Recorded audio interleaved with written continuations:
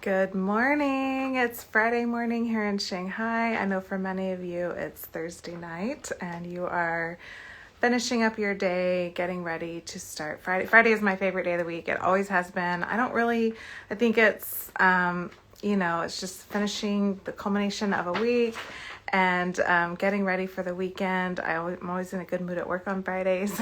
So anyway, those of you wrapping up your Thursday night, I hope you're looking forward to your day tomorrow. Thank you so much for joining me. I am here to talk about how to break free from survival mode. I know that we have all had a lot of challenges over the last few years for many different reasons. There's no part of the world that hasn't had a strong set of challenges. And so I just want to talk a little bit about and really focus in on how do we sort of recalibrate, how do we reintegrate who we are, how do we set goals. I've always been a goal-driven person, and it's been really hard for me in the last couple of years, almost 3 years now, I don't know what's going to happen 2 months from now, much less 6 months from now or a year from now. And that's just not my normal state of being at all. And so I've had to really work hard at figuring out how to enjoy the present moment more, how to self-care for where I'm at right now, and how to let go of the things that I can't control. I mean, none of those things are bad that I have to learn how to do, right? But it's just that in and of itself is stressful, and we can't operate the way that we normally do. So anyway, I want to just go. I'm not going to spend a really long time on here. I know that we're all really busy, but I just wanted to give some tips and tricks on things that I've learned and figured out over the years. And so that we can thrive and so that we can really enjoy life. I mean, I think also we've learned in the last few years. Hi, Lisa. Hi, Morgan. Good to see you. Thank you for joining me. It's really, really good to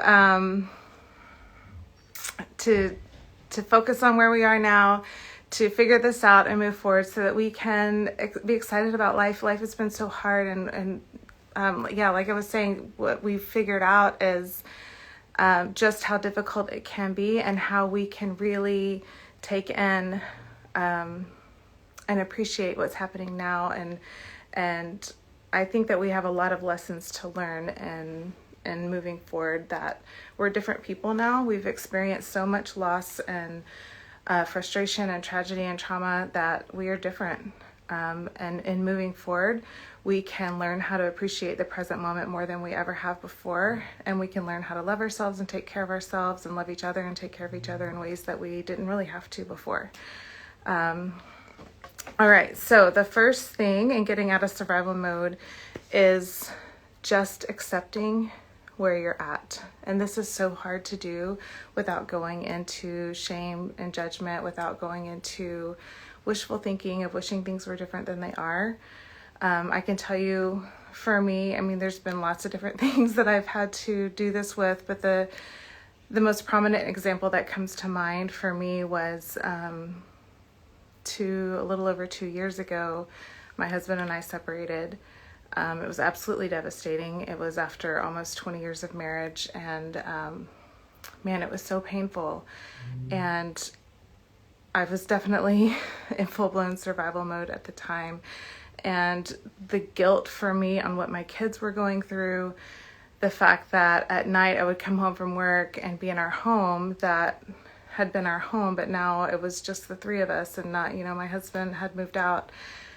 And I had to just accept that it is what it is. I had to, when I was ready to start moving forward and taking steps forward, I had to accept that I wasn't being the fully present mom that I thought they deserved, that I spent a lot of time in my room by myself just because I was just overwhelmed myself, right? So I just had to accept that this is the best I can do for right now. So whatever your situation is, whether it's your sitting under piles of debt, whether it's your, managing a marriage that failed, there's a lot going on at work there, and you're managing it the best way that you know how. You're managing it in a way that you're just surviving to get through to the next day, just accepting that you're doing the best that you can and not judging yourself for that and not saying that you're a bad person.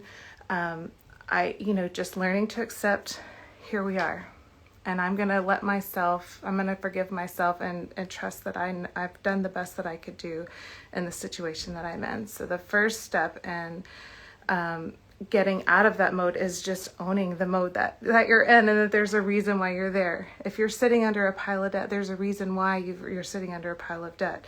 There's, it's about belief systems and who you are.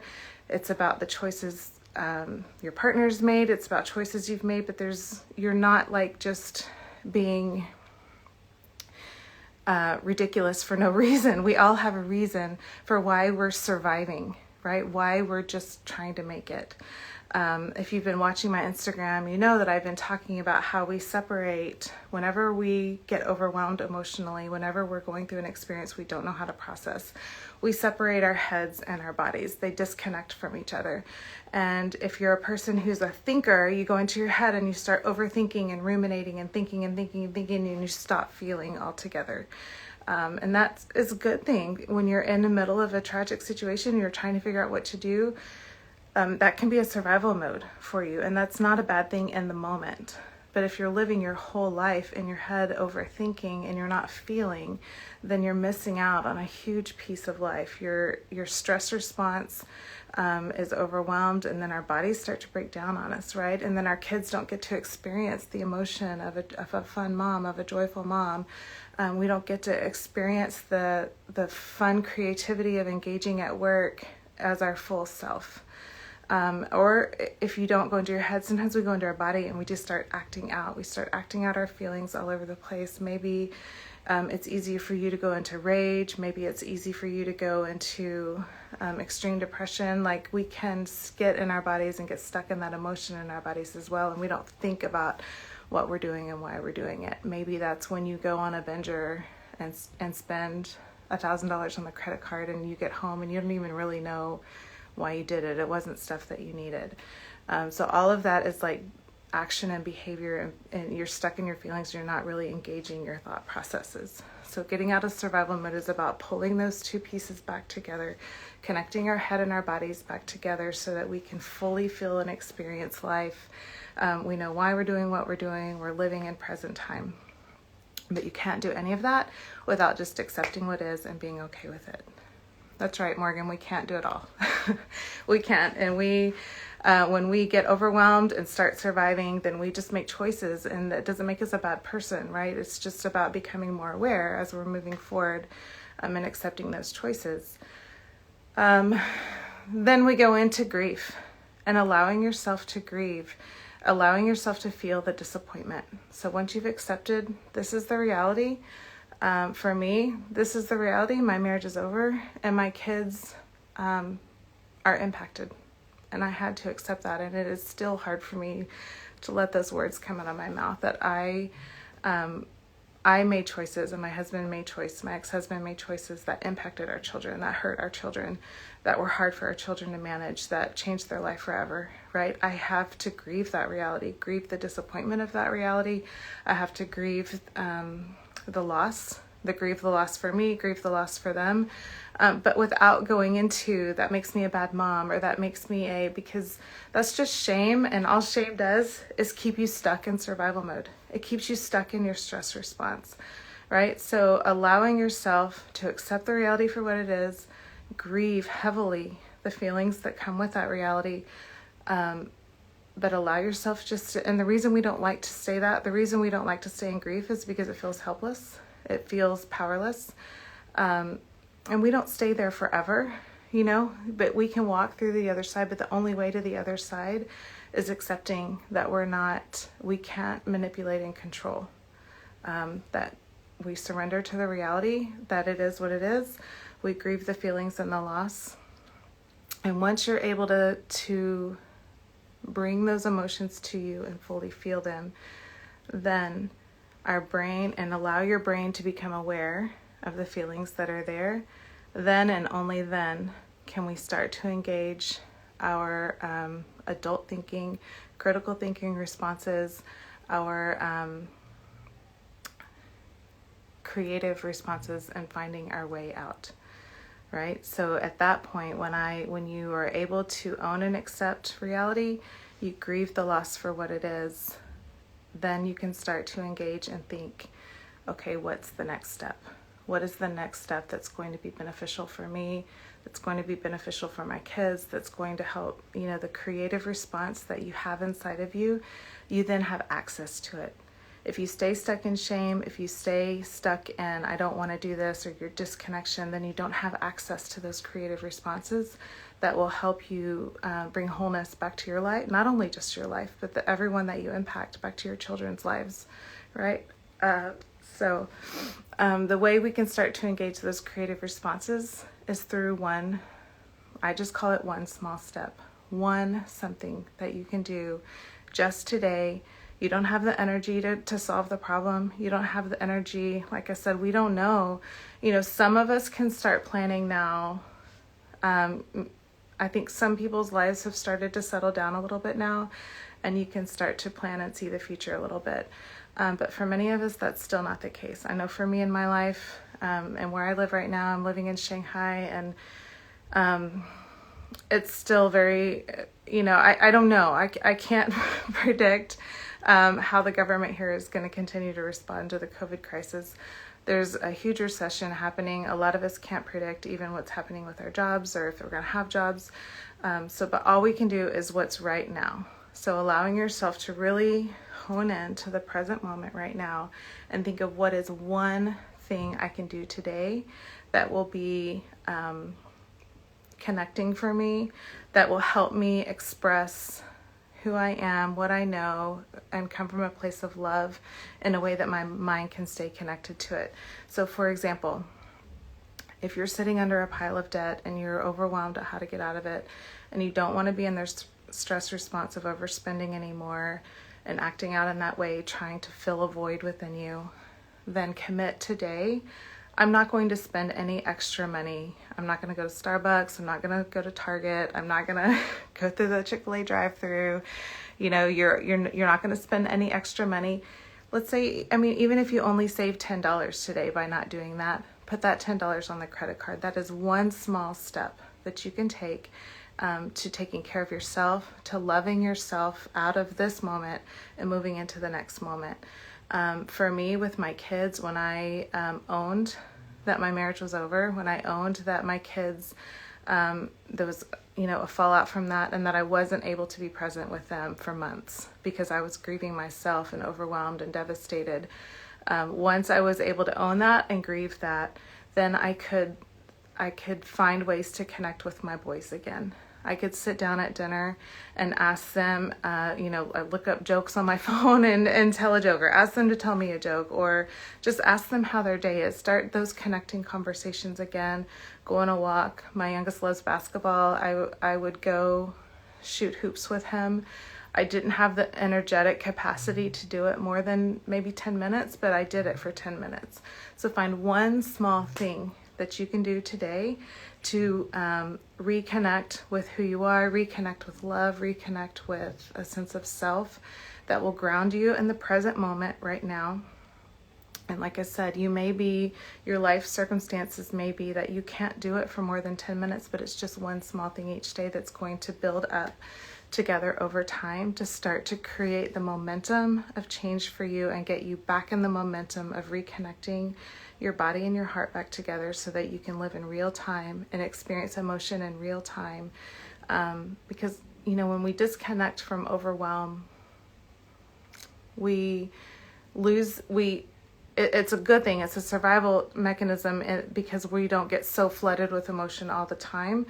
But it also disconnects us from joy. It disconnects us from feeling love and comfort and connection with other people. So that's why it's so important to bring our head and body back together, because not only can we experience anger and frustration and disappointment in appropriate ways, but we can experience joy and connection and love and pleasure and all the good things of life in appropriate ways as well.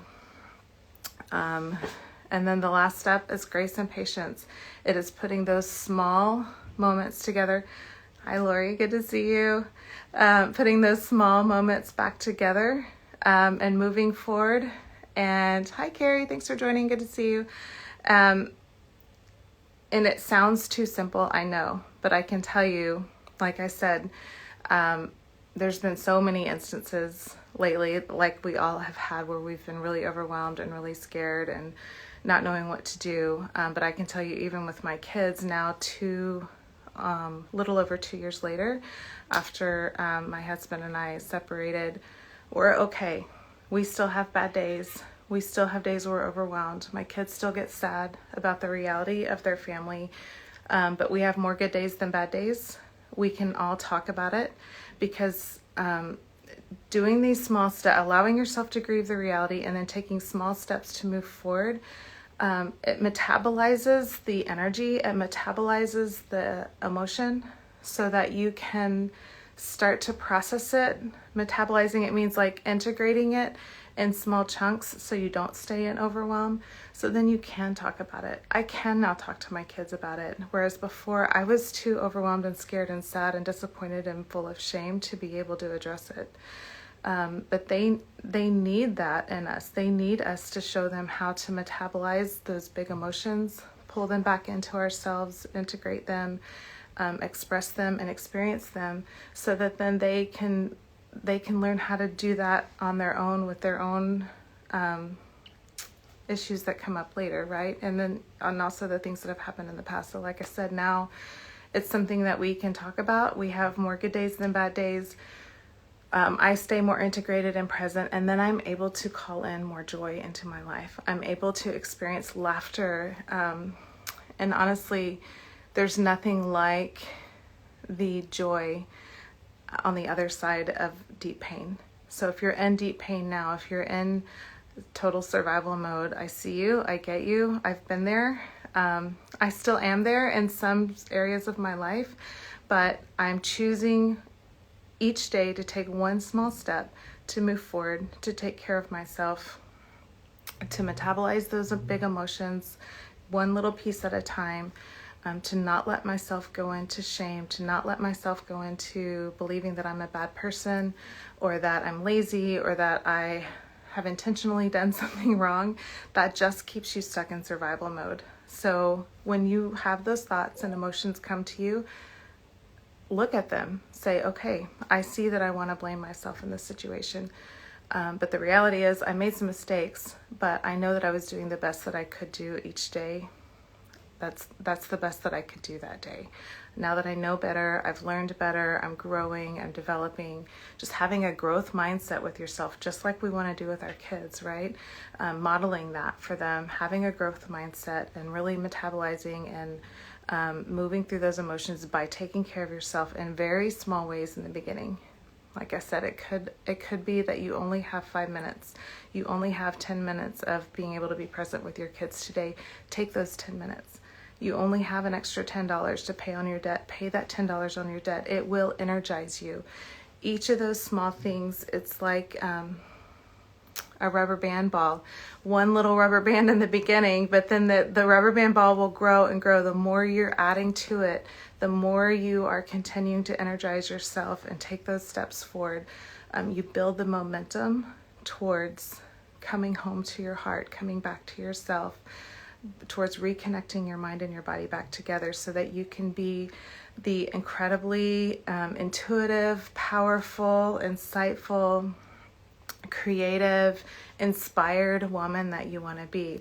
We all want to live these inspired, creative lives, and the only way to do that is to take these small steps, one step at a time, without letting yourself tell yourself you're a bad person or going into shame or something like that. So I have created a PDF, and I'm going to put it in the comments. Actually, I may need to add it after the live. I'll probably have to end the live and then I'll add it in. But basically, I'm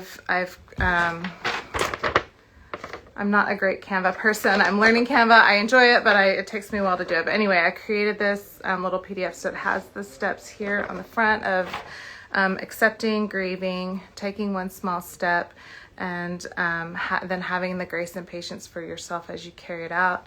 I've put some examples on here and just little blurbs to remind you, like, okay, what do I need to do? Just pick one area. Maybe it's being a mom that you want to be more present. Pick that one area, accept, grieve what wasn't, take the one small step, and then commit to grace and patience for yourself. Maybe it's debt. Maybe it's physical fitness. Pick one area. Don't try to like fully engage in every area of your life, because you'll stay stuck in overwhelm. You'll stay stuck in that stress response. And then I have this chart here that is a really good visual of when we're stuck in our head and our bodies are numb. It kind of shows us what happens. Or when we're just acting out and we're not thinking about what we're doing, kind of shows what happens. And then these down here are talking about like the your body literally starts to break down, and you disease and sickness comes because your body's not operating the way it's meant to operate. So if nothing else, let that be the motivator to start taking these one small steps at a time. And then underneath, I've got some journal prompts for you to kind of journal through as you're working through it. I hope that you find it helpful. Thank you for those of you who are joining me. I see you. I appreciate you being here. Feel free to pop a question into the comments. Like I said, I hope that you have a fantastic Friday coming up for most of you, and enjoy your weekend. And you can start taking one small step to get yourself out of survival mode, to get yourself into thriving, to get yourself into even more than like, if empowerment feels like a word to you that you don't really want or you don't connect with, I'm hoping inspiration is one. Like for you to be inspired people inspire people. So if you're living life inspired, then you inspire everyone around you to want to light up as well, right? Like we've been through so many dark days. It's time for us to light up. It's time for us to dream again, to set goals, to move forward, to be inspired. Life is too hard to stay stuck in these really dark places. So I'm hopeful this helps you start to climb out of the darkness and into the light. With the examples I gave, I hope that that's an encouragement for you. I had some really, really, really dark days. But my boys and I are now walking in the light. We're now excited and happy about life and moving forward. And we still grieve what we lost, but we are able to experience joy and happiness and connection and growth and movement again in ways that I didn't think was possible 2 years ago. So if I can do it, you can do it. We're in this together. Thank you again for joining me. You guys have a great night.